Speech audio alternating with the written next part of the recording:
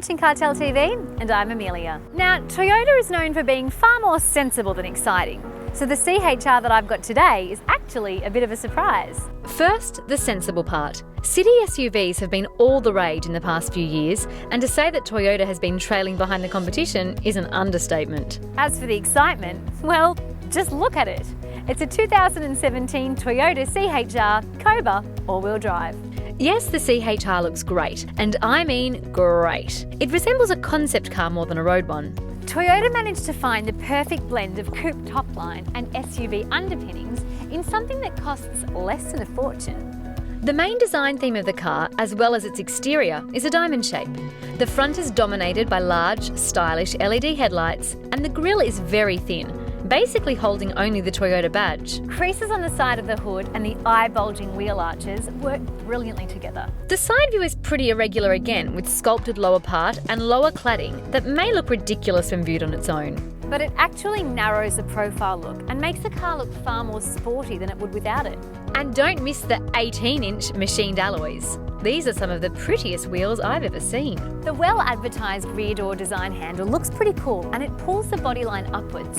But it does have a downside, which I'll discuss later. As for the engine, they can add the word turbo to it all day long, but a 1.2 litre engine is not going to turn the CHR into a racing machine anytime soon. However, it's going to make it surprisingly agile in city conditions and sufficiently capable overall. So, the engine is a 1.2 litre turbo that produces 85 kilowatts of power and 185 newton metres of torque, and in the Koba all-wheel drive version, it's said to consume 6.5 litres on average. Now, does the CHR match the exterior hype when you get behind the wheel? Well, yes and no. As I already said, this is deemed a sporty city SUV, but the limits of the small displacement are noticeable. Especially if you wish to accelerate rapidly while driving up a hill.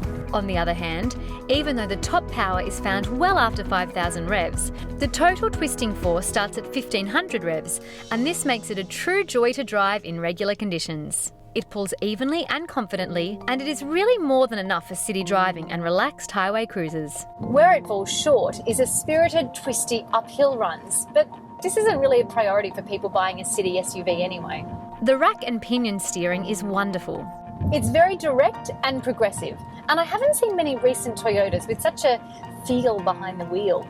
The chief engineer for the CHR is Hiroyuki Koba, who is a true racing driver and enthusiast, and his passion is most evident from the steering feel. The gearbox. Okay, let's just get one thing straight. It's taken me a long time to appreciate CVTs, and I'm not quite there yet.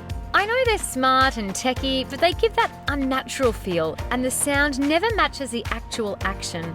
It's the same with this CHR, even with the simulated manual mode.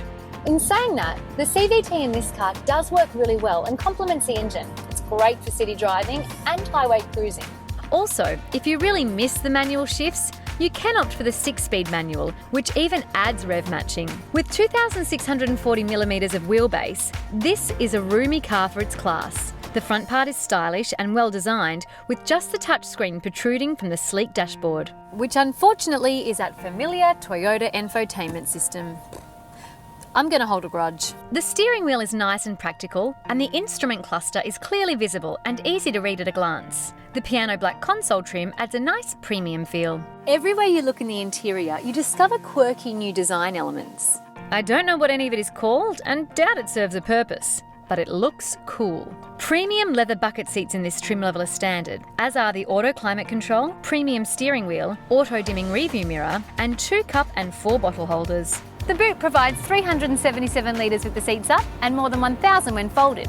I mean, it's not exactly class leading, but it's not lacking. Now, what I don't like is the ride in the back and the rear visibility. The latter is fixed by a rear view camera, but the former is a compromise that stems from this stylish look. Having in mind the class, there is enough room at the back, and Toyota actually managed to provide sufficient headroom despite the coupe-like body. When you look at it from this angle, you can see sufficient legroom and headroom. But when I close the door, you'll see why the passengers in the rear crave for daylight. Still, if this is a price to pay for the unique styling, I guess many people will gladly pay it. Myself included, but I'll be up front behind the steering wheel anyway. It comes packed with safety tech. You get pre-collision safety system, autonomous emergency braking, radar-controlled active cruise control, lane departure assist, blind spot monitoring, rear cross traffic alert, rear view camera, 7 airbags, hill start control, parking sensors, rain sensors, and much, much more. Well done, Toyota. This CHR is an excellent new addition. It's only just started life and is already such a beloved product. This top-of-the-range Koba all-wheel drive starts at about $35,000 without on-roads. You get amazing styling, which is bound to get you notice, premium and roomy interior, heaps of safety features, and a great feeling behind the wheel, with an engine that truly is sufficient, especially having in mind the low-end torque, while the CVT makes it a smooth cruiser. We can safely assume that in the coming years it will get upgrades and special edition models, which will make it one of the best options on the market. Thanks for watching CarTell TV, Australia's good-looking car reviews. Make sure to subscribe to get the latest updates on our latest car reviews.